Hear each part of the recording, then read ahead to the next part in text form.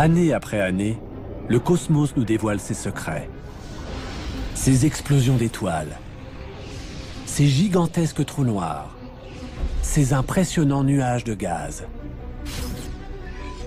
Partout, sur Terre comme dans l'espace, des télescopes de haute technologie captent les signaux d'un univers invisible.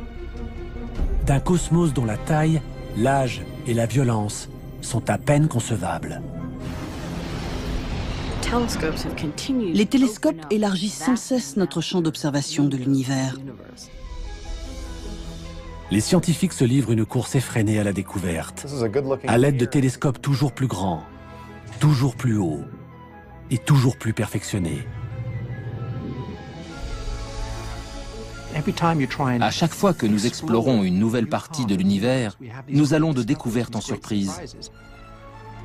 Tout au long du XXe siècle, les télescopes nous ont livré des images provenant d'au-delà de notre planète, d'au-delà de notre galaxie, nous dévoilant des phénomènes qui dépassent notre imagination, comme la naissance de notre univers, la matière invisible ou le mystère de l'énergie noire.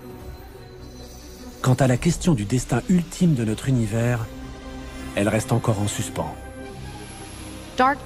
L'énergie noire est une des clés qui nous permettra de comprendre le sort de l'univers. L'expansion de l'univers est-elle infinie?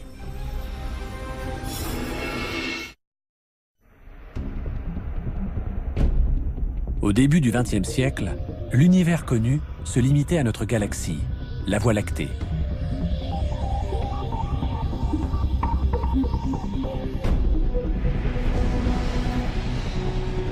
Depuis, nous sommes entrés dans l'âge d'or des découvertes cosmiques.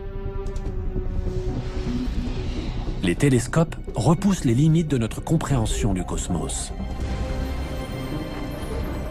Organisés en de vastes réseaux à travers le monde, ces impressionnants télescopes nous révèlent des mystères qui ne cessent de nous émerveiller.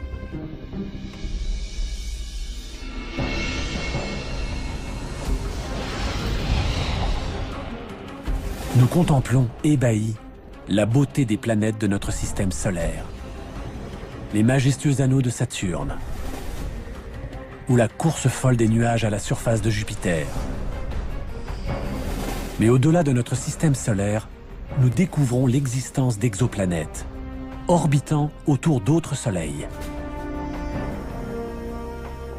Et par-delà notre galaxie, ce sont des centaines de milliards d'autres galaxies, comme celle d'Andromède, du Sombrero ou du Tourbillon, qui comptent chacune des centaines de milliards d'étoiles. Nous avons détecté des trous noirs gigantesques, tournoyant furieusement au cœur de certaines galaxies, dont la nôtre.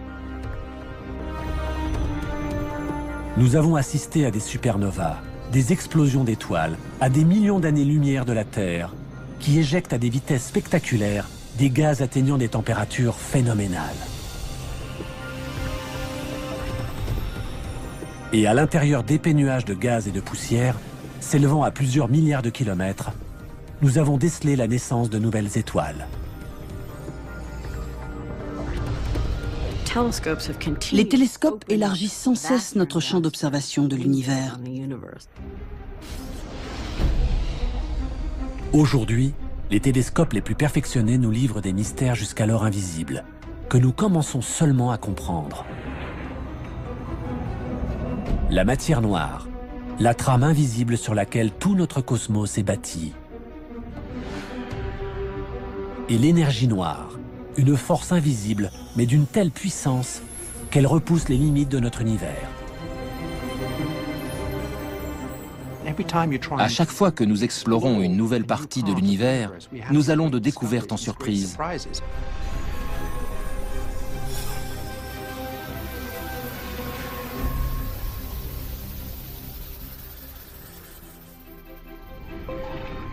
Remontons au début du XXe siècle. À l'époque, l'univers connu est bien plus petit. Il y a d'abord notre système solaire, avec le Soleil, la Terre et les autres planètes. Puis tout autour, les millions d'étoiles qui, avec le système solaire, forment notre galaxie, la Voie lactée. Et puis, plus rien. L'univers s'arrête là. Mais une question hante cependant les astronomes. La grande question qui agitait le début du XXe siècle était de savoir si l'univers ne se constituait que de notre Voie lactée ou s'il existait d'autres galaxies. Que s'est-il passé depuis? Comment les télescopes ont-ils réussi à révéler une si grande partie de notre cosmos jusqu'à atteindre ses extrémités?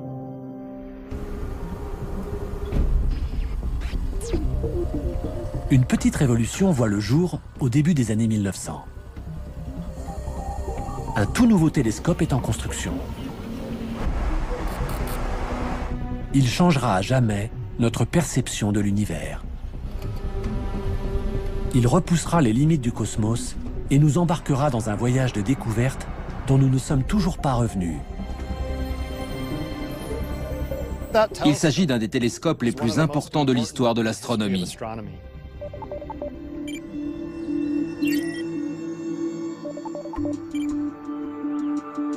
Voici comment tout a commencé. L'astronome que vous voyez là est en train de gravir le mont Wilson, qui du haut de ses 1742 mètres, domine la ville de Pasadena en Californie. Son but? Dépasser les nuages et la brume de la basse atmosphère qui déforment les images télescopiques.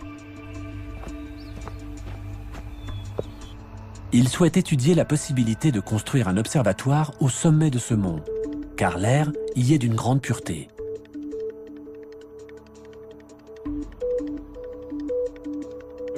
Les astronomes commençaient à se rendre compte que pour avoir une bonne vue astronomique, il fallait trouver des sites de qualité plutôt que de se contenter de construire des télescopes dans des observatoires déjà existants. Il devenait évident que les montagnes de l'ouest des États-Unis offraient d'excellentes conditions.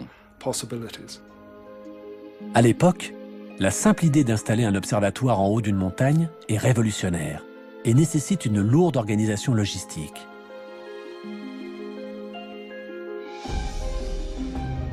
Prudemment, des centaines de tonnes de béton et d'acier sont acheminées sur d'étroits chemins de montagne. Mais la pureté du ciel en vaut la peine. L'observatoire du mont Wilson deviendra le plus haut observatoire du monde, ainsi qu'une référence pour tous les autres observatoires construits par la suite. L'homme à l'origine de cet observatoire s'appelle George Ellery Hale. Il s'est donné pour objectif de résoudre le plus grand mystère du cosmos, découvrir s'il existe quelque chose au-delà de notre galaxie.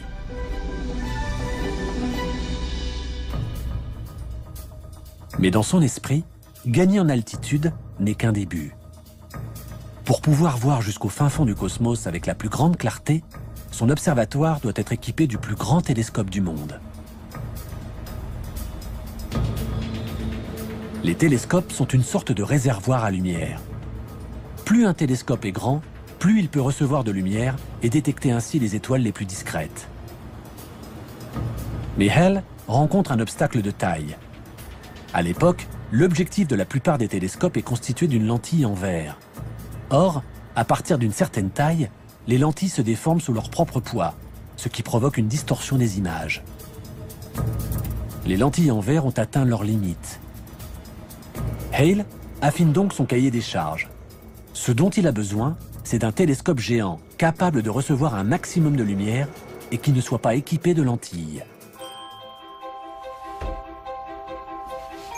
Il se tourne alors vers un télescope inventé par Isaac Newton en 1668. Le télescope réflecteur.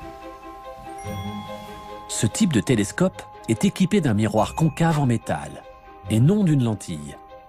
Il concentre la lumière en la réfléchissant. Hale décide alors d'entreprendre la construction du plus grand télescope réflecteur jamais construit. La construction de cet instrument géant nécessite une technique et des moyens révolutionnaires. Elle se déroulera sur 11 années. Ce miroir concave, d'un diamètre de 2,50 m, pèse plus de 4 tonnes. Il est fixé à la base d'un tube d'acier long de 12 mètres et est abrité par un dôme de 30 mètres de diamètre.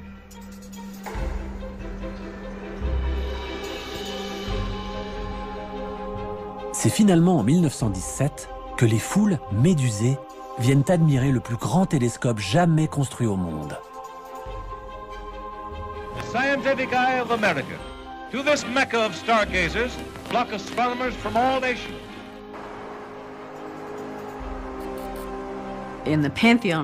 Dans le panthéon des télescopes astronomiques, on peut dire sans hésitation que celui du mont Wilson est le plus important de l'histoire de la cosmologie.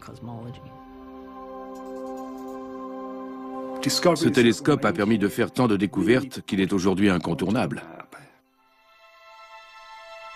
Rapidement, cet immense télescope est dirigé vers une des plus vieilles énigmes de l'astronomie. Depuis des siècles, ces étranges nuages lumineux qui flottent parmi les étoiles intriguent les astronomes. Ce sont des nébuleuses. Certaines se présentent sous forme de tourbillons ovales, d'autres arborent de délicates spirales étoilées ou déploient dans le ciel leurs tentacules. Elles sont des milliers à apparaître dans l'objectif des télescopes, mais personne n'en connaît ni leur nature, ni à quelle distance elles se trouvent. Certains astronomes pensent que quelques-unes de ces nébuleuses pourraient se trouver en dehors de notre Voie lactée. Ces nébuleuses seraient-elles alors ce que l'on appelle à l'époque des univers-îles, des galaxies semblables à la nôtre? Si tel est le cas, alors notre connaissance de l'univers et de ses limites s'en trouverait bouleversée. L'observatoire de Hale lève enfin les contraintes techniques qui paralysaient jusqu'alors les recherches astronomiques. Hale invite les meilleurs astronomes du monde à venir l'aider à résoudre une fois pour toutes cette énigme. Parmi eux se trouve un jeune homme, un certain Edwin Hubble. Edwin Hubble était un des plus grands astronomes d'observation. On lui doit un nombre impressionnant de découvertes décisives. Hubble passe des nuits entières à scruter les nébuleuses, vissées au télescope du mont Wilson. Une en particulier retient son attention, la nébuleuse d'Andromède.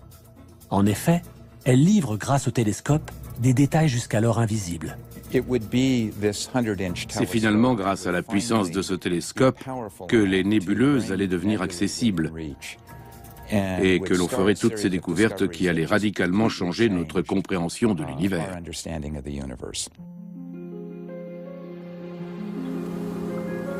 Hubble arrive à distinguer des étoiles à l'intérieur de la nébuleuse d'Andromède. Mais pour savoir s'il s'agit réellement d'un univers-île, qui se trouverait en dehors de la Voie lactée, il doit d'abord trouver à quelle distance elle se trouve de la Terre, ce qui est plus facile à dire qu'à faire. Réussir à calculer des distances dans l'immensité de l'univers est une des missions les plus délicates des astronomes. À l'instar des phares de voiture, plus les étoiles sont proches, plus elles brillent fort. C'est en connaissant leur véritable intensité lumineuse qu'il est possible d'établir leur distance. Cela revient un peu à connaître la puissance d'une ampoule électrique. Mais quand on ne dispose pas de cette donnée, cela complique les choses, comme nous l'explique l'astrophysicienne Kim Weaver.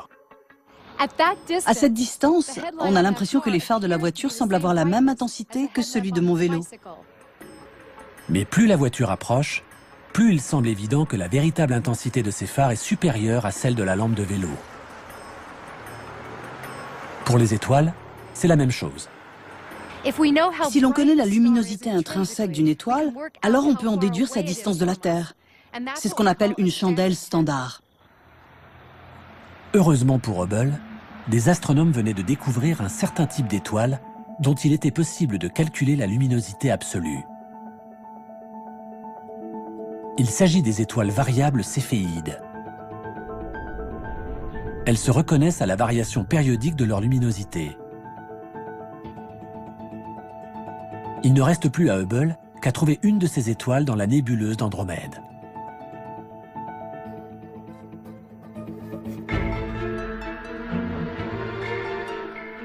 La nuit, il scrute patiemment les cieux, à l'aide du télescope.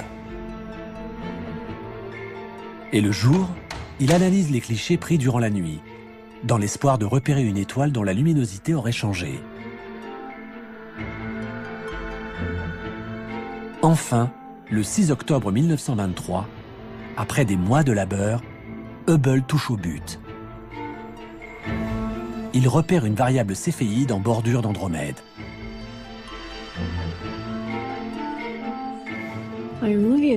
Voici le cliché original d'Edwin Hubble, sur lequel il a trouvé la première céphéide de la galaxie d'Andromède. Il a d'ailleurs marqué d'une croix la position de cette céphéide et ajouté VAR avec un point d'exclamation pour souligner le fait qu'il s'agissait d'une variable céphéide. C'est donc en comparant deux clichés qu'il s'est rendu compte du changement de luminosité de cette étoile. Hubble établit alors une mesure qui restera dans l'histoire. La distance qui sépare une nébuleuse de la Terre. Il calcule qu'Andromède se trouve à 800 000 années-lumière de nous. C'est-à-dire 8 fois plus loin que les étoiles les plus reculées de la Voie lactée.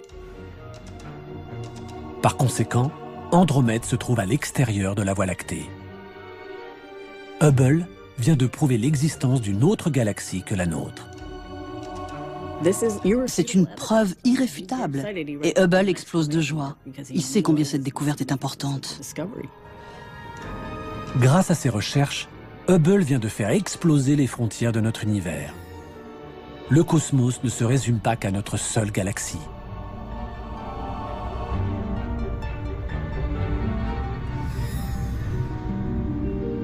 Hubble découvre ensuite qu'Andromède n'est pas unique et qu'il existe encore des douzaines de nébuleuses qui sont en fait des galaxies. Les recherches de Hubble ont révolutionné notre vision de l'univers. Aujourd'hui encore, les télescopes les plus puissants au monde ne font qu'explorer l'univers découvert par Hubble. Capables de voir à des milliards d'années-lumière, ils ont fait connaître les centaines de milliards de nouvelles galaxies, comptant chacune plus de 100 milliards d'étoiles, qui emplissent l'univers. Multipliez tous ces chiffres entre eux, et vous obtiendrez plus d'étoiles dans le ciel que tous les grains de sable des déserts et des plages de la Terre entière. En l'espace d'un instant, l'univers est devenu des centaines de milliards de fois plus grand. Hubble, en prouvant l'existence d'autres galaxies en dehors de la nôtre, donne presque une dimension d'infini à notre univers.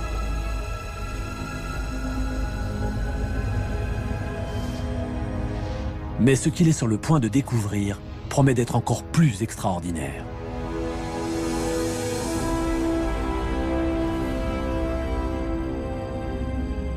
Au cours des années précédentes, certains astronomes avaient remarqué que de nombreuses nébuleuses, identifiées ensuite par Hubble comme des galaxies, s'éloignaient de nous. Hubble s'attache maintenant à en connaître la raison et commence par effectuer des analyses sur la lumière elle-même. Il utilise pour cela une méthode mise au point dans les années 1800. Voici un spectroscope construit vers 1880. Il fait partie de la première génération d'instruments utilisés pour étudier la lumière du Soleil. C'est le genre d'instrument qui a transformé l'astronomie, parce qu'il permet de décomposer la lumière comme jamais on n'aurait pu l'imaginer. Le spectroscope fait apparaître le spectre de la lumière blanche sous forme d'un arc-en-ciel de couleurs. Ce spectre contient des informations utiles pour comprendre le déplacement des étoiles. La lumière se compose d'ondes. Chaque couleur a sa propre longueur d'onde. La longueur d'onde de la lumière bleue est courte, tandis que celle de la lumière rouge est plus longue. Mais quand une galaxie fuse à travers l'univers, on peut observer depuis la Terre une variation de sa longueur d'onde. Si la galaxie se rapproche de la Terre, sa longueur d'onde se rétrécit et apparaît dans les tons bleus. Si la galaxie s'éloigne de nous, alors sa longueur d'onde s'étale et tire vers le rouge. C'est ce que l'on appelle le décalage vers le rouge. Ce phénomène peut servir de compteur de vitesse cosmique. Plus la vitesse d'éloignement de la galaxie est importante, plus sa longueur d'onde se décalera vers le rouge.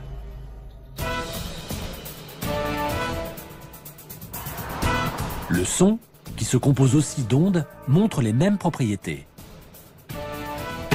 L'astronome Alex Filippenko va nous en faire la démonstration.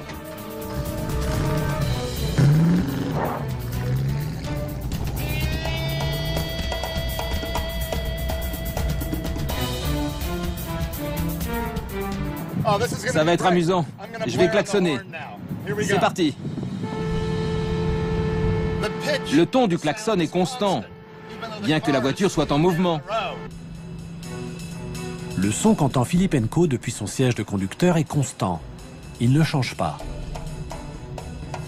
Filippenko va à présent rester au bord de la route pour écouter le son du klaxon quand la voiture passera devant lui.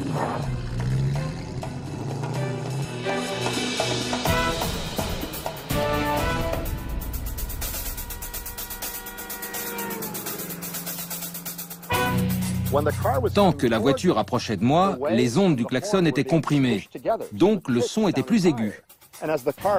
Mais quand elle a commencé à s'éloigner, les ondes se sont allongées et le son semblait plus grave. On a entendu... Si cette voiture bleue avait roulé beaucoup plus vite, alors la haute fréquence de la lumière bleue se serait étirée. Et la couleur bleue aurait tiré vers le rouge. Nous aurions vu la voiture rouge. C'est ce qu'on appelle le décalage vers le rouge.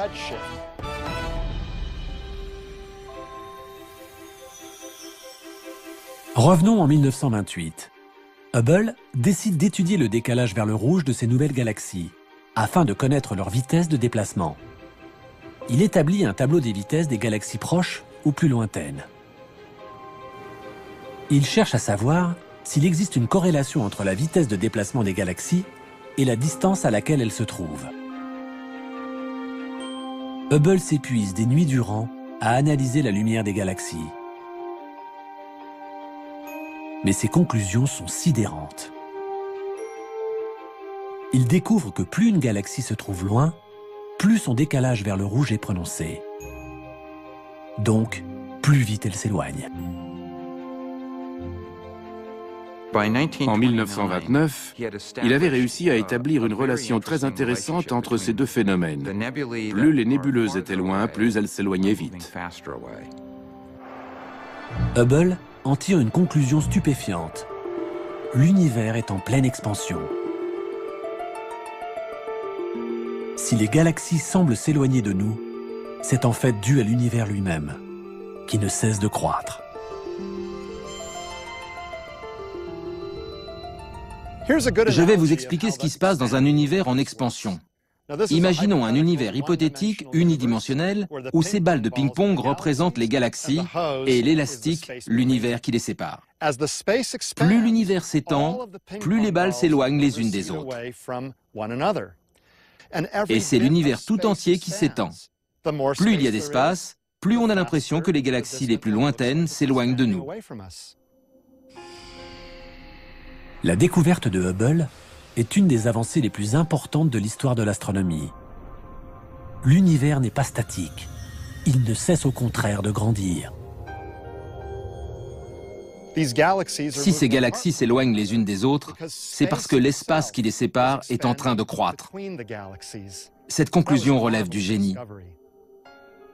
Jamais Hubble n'aurait été capable de faire une telle découverte sans le télescope du mont Wilson et son miroir de 2,50 m. Aujourd'hui, c'est sur les hauteurs du Nouveau-Mexique qu'un des télescopes les plus perfectionnés du monde reprend et développe les travaux révolutionnaires de Hubble. Le Sloan Digital Sky Survey étudie la lumière de centaines de milliers de galaxies en même temps. Chacun de ces disques en aluminium est en fait une carte des galaxies qui peuvent être observées pendant une partie de la nuit. Chacun des 640 trous que contient cette plaque d'aluminium correspond à une galaxie qui se trouve à des millions d'années-lumière de nous. Ces trous sont reliés par des fibres optiques à une version améliorée du spectroscope utilisé par Edwin Hubble afin de mesurer le décalage vers le rouge de chaque galaxie. Puis, les disques sont insérés par des techniciens à la base du télescope et ajustés en fonction de la région du ciel qui leur correspond.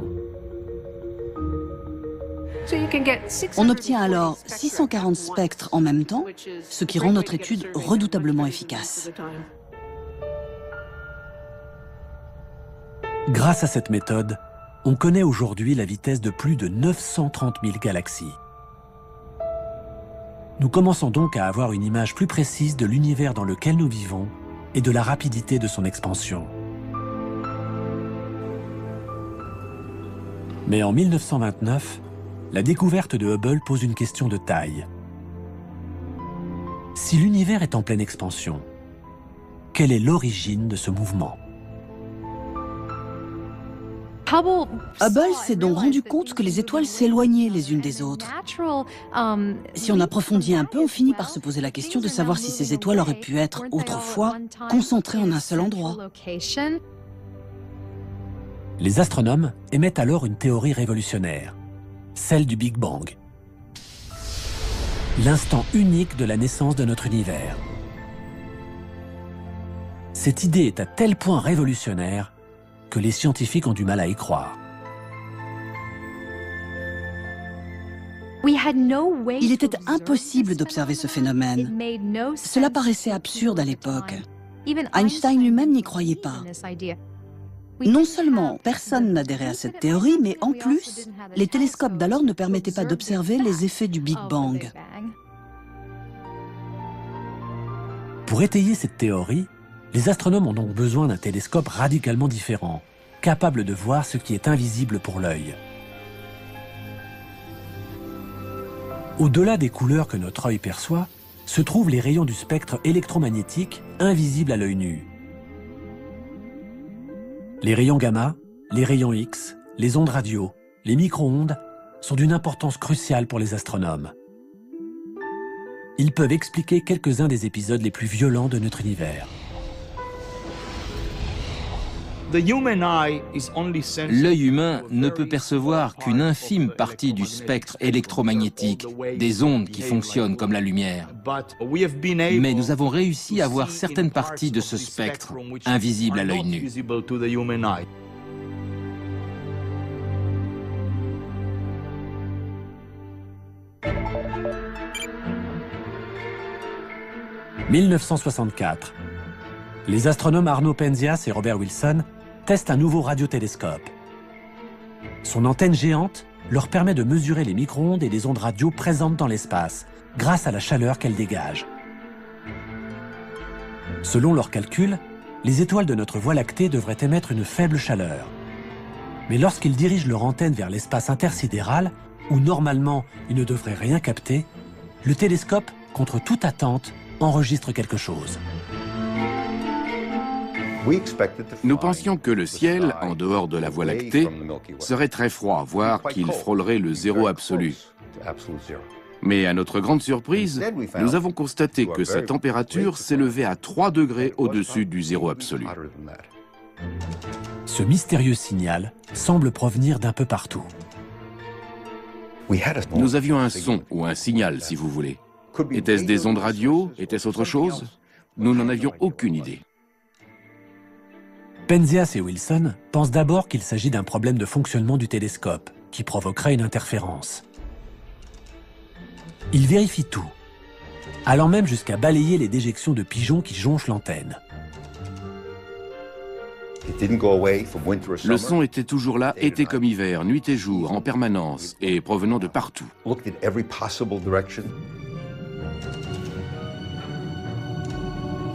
Étaient-ce les restes d'une explosion nucléaire ou des particules chargées qui flottaient dans l'atmosphère?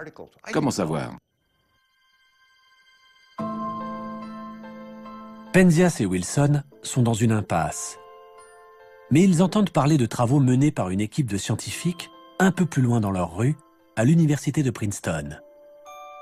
Robert Dicke et ses collègues viennent de démontrer qu'il devrait être possible de capter la rémanence du Big Bang. Ils en ont même calculé la température qui devrait atteindre les 3 degrés Kelvin au-dessus du zéro absolu. J'ai donc appelé au bureau de Robert Dicke et je suis tombé sur lui. Et j'ai appris plus tard qu'après avoir raccroché, il s'est tourné vers ses collègues et leur a dit « Messieurs, nous avons été doublés. Penzias et Wilson viennent sans le savoir de trouver la première preuve physique de l'existence du Big Bang. Ce signal, capté par leur radiotélescope, est la rémanence de la naissance de l'univers, ou fond diffus cosmique. Aujourd'hui encore, cette découverte est une des plus importantes de tous les temps. Nous entendions l'écho de la création. En 1978, Penzias et Wilson reçoivent le prix Nobel.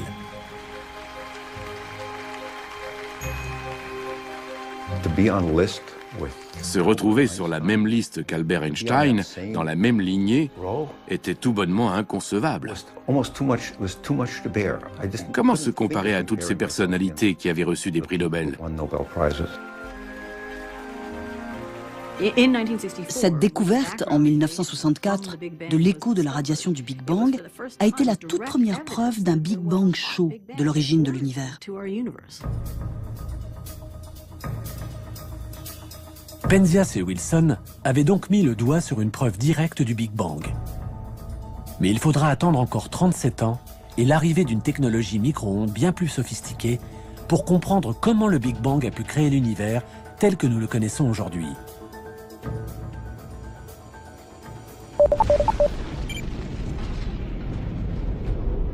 Cet appareil, qui tourne en orbite à 1,6 million de kilomètres de la Terre, est la sonde Wilkinson Microwave Anisotropy Probe, ou WMAP. Il s'agit d'une version très avancée de l'antenne géante de Penzias et Wilson, équipée de 2 télescopes réflecteurs. La mission de la sonde WMAP est l'étude du rayonnement thermique cosmologique dans le moindre de ses détails, afin d'en savoir plus sur la formation des galaxies. Avec la WMAP, nous tentons de remonter jusqu'aux tout premiers instants de l'univers. 1 an après la mise en orbite de la sonde, les premiers résultats sont cartographiés. Les résultats de l'observation étaient étonnants.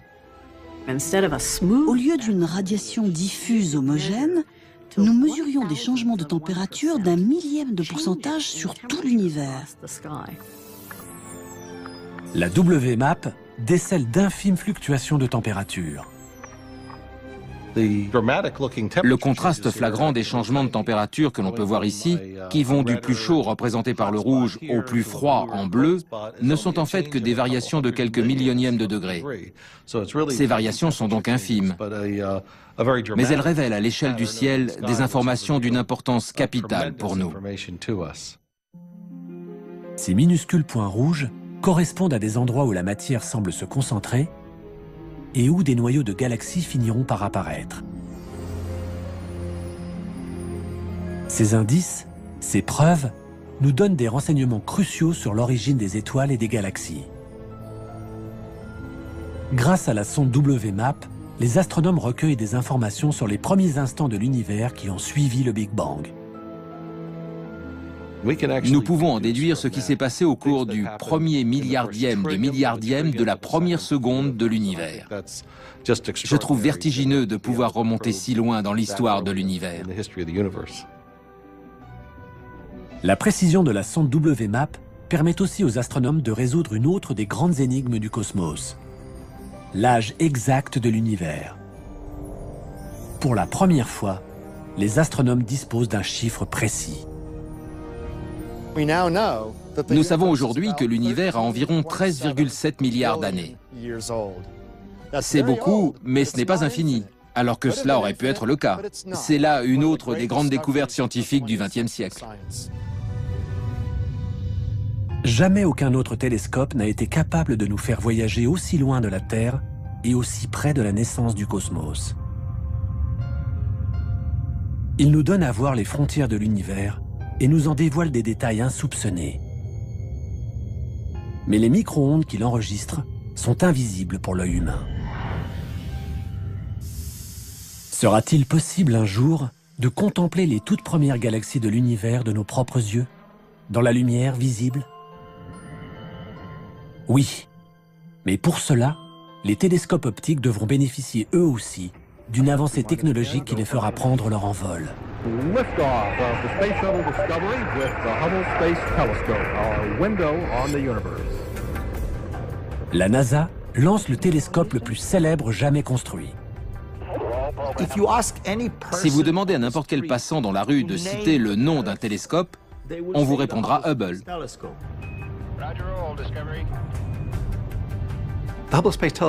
Le télescope spatial Hubble est certainement le télescope le plus productif de l'histoire. Son impact historique est comparable à la première fois où Galilée a dirigé son télescope vers le ciel. Ce télescope de 12 tonnes est un monument à la mémoire de l'homme qui a fait reculer les frontières de notre univers connu. Après une course folle dans l'atmosphère terrestre, il est mis en orbite à près de 600 km au-dessus de nos têtes.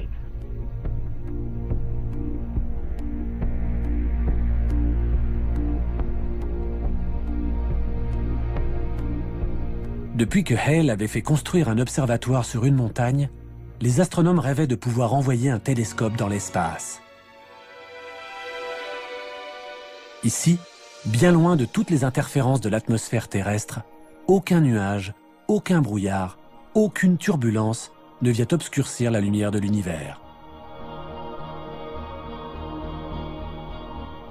Le fait d'avoir un télescope dans l'espace nous offre une vue imprenable sur l'univers, et c'est Hubble qui nous a fait remonter le plus loin dans le temps et dans l'espace. Et Hubble, lui, observe la lumière visible. Hubble nous donne les images que nous serions capables de voir si nous étions dans le vide, si nous avions des yeux de 2 mètres et que nous puissions les garder ouverts pendant 1 semaine. Voilà ce que nous verrions. Ce ne sont pas des images de synthèse, ce sont des photos numériques. Ces photos étonnantes de clarté, prises par Hubble, sont les images les plus extraordinaires qui nous soient parvenues de l'univers. Des restes d'explosions d'étoiles qui fusent dans l'espace. D'immenses nuages de gaz et de poussière d'où naissent de nouvelles étoiles. De lointaines galaxies tourbillonnant dans l'espace. Et qui, entrant en collision, créent de nouvelles supergalaxies. Je crois que mon image préférée est celle de la nébuleuse Papillon. C'est une nébuleuse dont s'échappent des gaz à presque 1 million de km/h.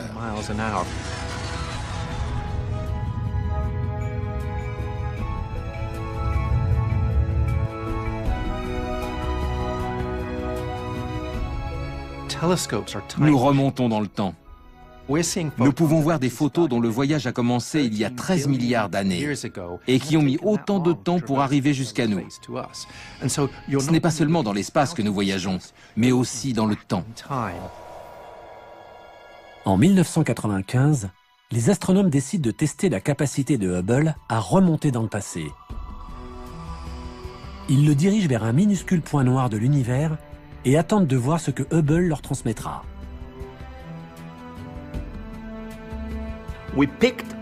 Nous avons choisi une microscopique partie du ciel où il n'y avait rien, du moins rien de spécial. Nous avons fixé pendant 10 jours un point noir dans le ciel. C'est comme si on avait demandé à Hubble d'espionner par un ridicule petit trou de serrure de notre galaxie l'univers qui s'étendait derrière. La taille de ce trou ne dépassait pas le diamètre d'une paille. Mais ce que voit Hubble est fascinant. Et dans cette infime partie du ciel, nous avons compté 10 000 galaxies. Chaque point lumineux que vous voyez sur cette image représente une galaxie composée d'une centaine de milliards d'étoiles telles que le Soleil. Cette image s'appelle le champ profond de Hubble. On peut y voir des galaxies d'une luminosité 4 milliards de fois plus faible que ce que l'œil humain est capable de percevoir. Cette lumière a commencé son voyage il y a des milliards d'années. S'il y a bien une image qui nous donne une idée de la taille et de la profondeur de l'univers, c'est celle-ci. Chaque mission d'entretien de Hubble a été l'occasion pour les astronautes d'améliorer sa résolution optique.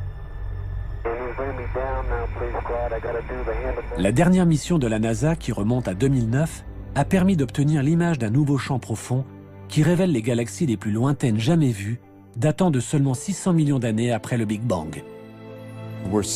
Nous voyons aussi loin qu'il est possible de voir, puisque nous remontons à l'époque de la naissance des galaxies. Le télescope spatial Hubble ne cesse de produire des images toutes plus étonnantes les unes que les autres. Je pense que Hubble est en un sens unique en son genre dans l'histoire de la science. Il a déclenché la fièvre des grandes découvertes. Et chaque homme, chaque habitant de cette terre, se l'est en quelque sorte approprié.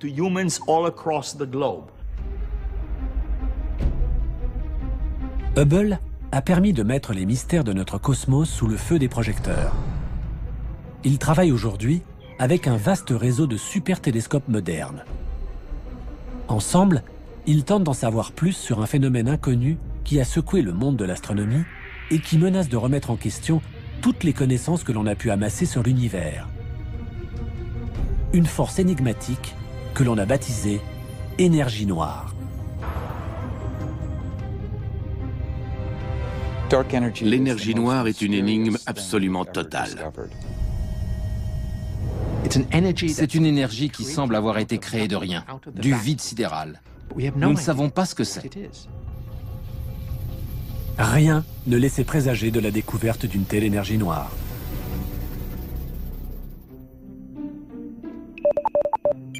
Au milieu des années 90, l'observatoire Keck, construit sur Mauna Kea, le plus haut sommet de Hawaï, accueille une équipe d'astronomes parmi lesquels se trouve Alex Filippenko.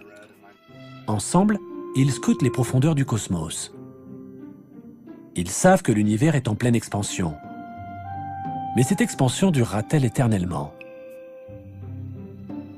Selon eux, l'univers cessera un jour de croître et commencera à ralentir. Quand je jette en l'air cette pomme, elle subit la force gravitationnelle de la Terre qui la fait ralentir, s'arrêter et inverser son mouvement. De la même manière, toutes les galaxies pourraient un jour ralentir, puis stopper l'expansion de l'univers. Et cela pourrait être suivi par une contraction de tout l'univers, par un Big Crunch. L'univers pourrait-il être en train d'inverser son mouvement? Pour mesurer la vitesse des frontières de l'univers, les astronomes ont besoin des télescopes les plus puissants de la Terre. Les miroirs des deux télescopes Keck sont véritablement gigantesques. Ils mesurent 10 mètres de diamètre. Ils ont en outre la particularité de ne pas être constitués d'un seul disque de verre, mais de 36 miroirs hexagonaux. L'image qu'ils donnent est d'une clarté exceptionnelle. Les télescopes Keck sont de fantastiques outils. Ils nous permettent de voir des galaxies qui se trouvent aux confins de l'univers visible, à 10, 11 ou même 12 milliards d'années-lumière.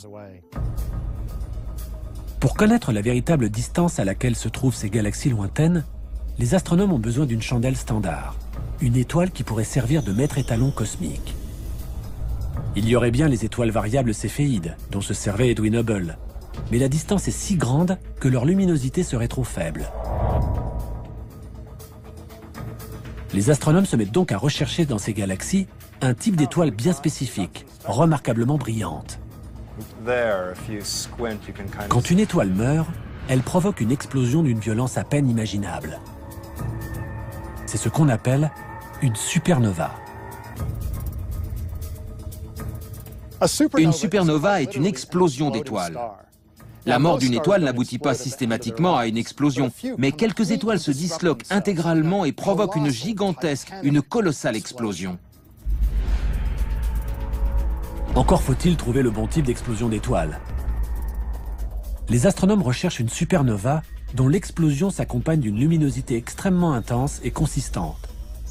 Une supernova de type 1A. C'est une sorte d'explosion nucléaire incontrôlable. Ce sont de véritables bombes nucléaires. Et malgré les milliards d'années-lumière qui nous séparent de ces galaxies, les astronomes finissent par y trouver une supernova de type 1A. Ça y est, regarde.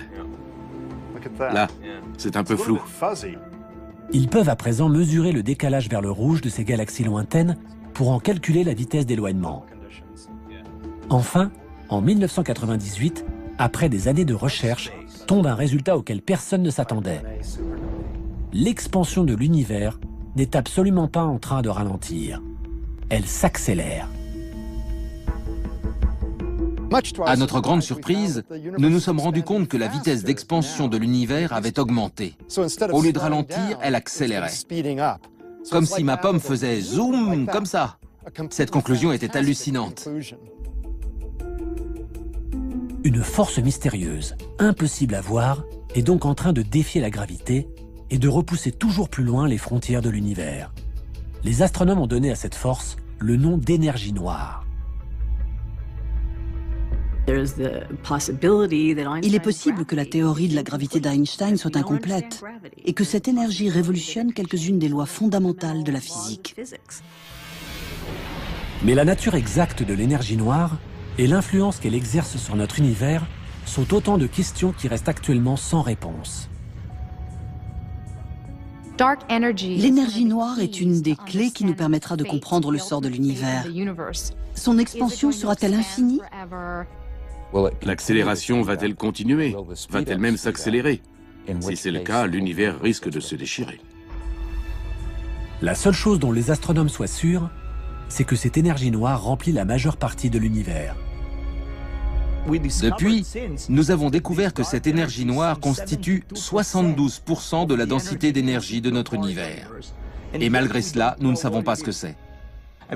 Pour vous faire comprendre la taille de l'énigme devant laquelle nous nous trouvons, prenons l'exemple de la Terre qui est recouverte à 70% d'eau. Et imaginons que nous n'ayons absolument aucune idée de ce qu'est l'eau. C'est ce qui se passe avec l'énergie noire. Et comme si un seul mystère invisible ne suffisait pas, les scientifiques du laboratoire de la NASA, dédiés à la propulsion à réaction, sont en train d'étudier une substance invisible, tout aussi mystérieuse, la matière noire. La matière noire est invisible. On ne peut la voir qu'en observant la distorsion des objets qui se trouvent derrière. Les images prises par le télescope Hubble servent aussi à présent à localiser la matière noire dans l'univers. On peut voir sur les photos que cette substance invisible dévie la lumière. Ce phénomène est comparable à ce qui se passe dans une piscine.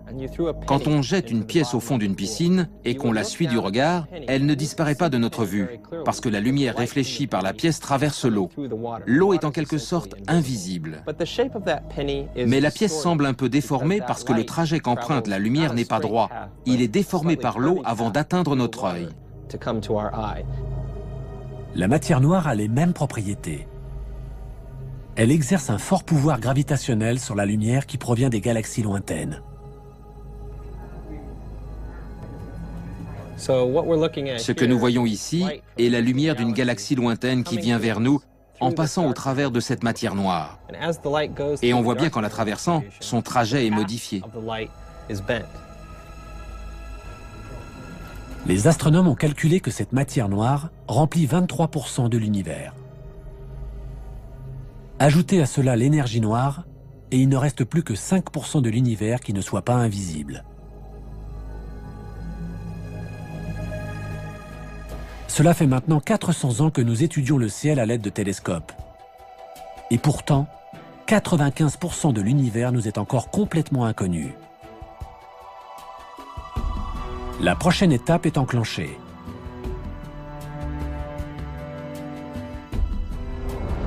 Une nouvelle génération de télescopes, propulsés dans l'espace, installés sur les plus hauts sommets de nos montagnes ou enfouis à des kilomètres sous terre, se prépare à révolutionner une fois de plus notre compréhension de l'univers. Notre connaissance de l'univers dépend exclusivement des télescopes. Ils sont notre unique moyen d'exploration.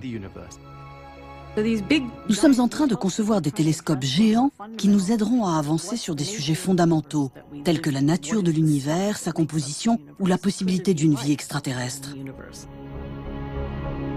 La très grande sensibilité des instruments scientifiques actuels les rend capables d'étudier aussi bien le visible que l'invisible. Ce sont eux qui nous livreront les clés des plus grands mystères de notre cosmos. Nous sommes sur le point de découvrir la partie invisible de notre univers. Depuis le jour où pour la première fois l'homme dirigea un télescope vers le ciel, nous n'avons cessé de chercher à découvrir les limites de notre univers. Les progrès de la technologie ont donné naissance à des télescopes toujours plus gros, toujours plus hauts, toujours plus perfectionnés. Grâce à eux, nous avons eu la chance de faire des découvertes toutes plus vertigineuses les unes que les autres. Nous savons à présent combien nous sommes petits comparé à l'immensité de notre univers. Nous sommes même sur le point de découvrir des planètes sur lesquelles pourraient se développer des formes de vie. Y a-t-il des planètes semblables à notre Terre? La vie existe-t-elle ailleurs? Nos futurs télescopes pourraient bien être capables de répondre à ces questions. Étape par étape, nous avons franchi les limites de notre planète, puis de notre galaxie, dépassé ensuite des centaines de milliards d'autres galaxies et atteint les confins de notre univers. Nous sommes virtuellement remontés jusqu'au Big Bang et à l'origine des temps. Les télescopes remettent en question tout ce que nous pensions savoir de notre planète et de sa place dans l'univers. Qui sait ce que nous réserve l'avenir? Il faudra faire le point dans un siècle. Je pense qu'une fois de plus, tout notre savoir aura volé en éclats.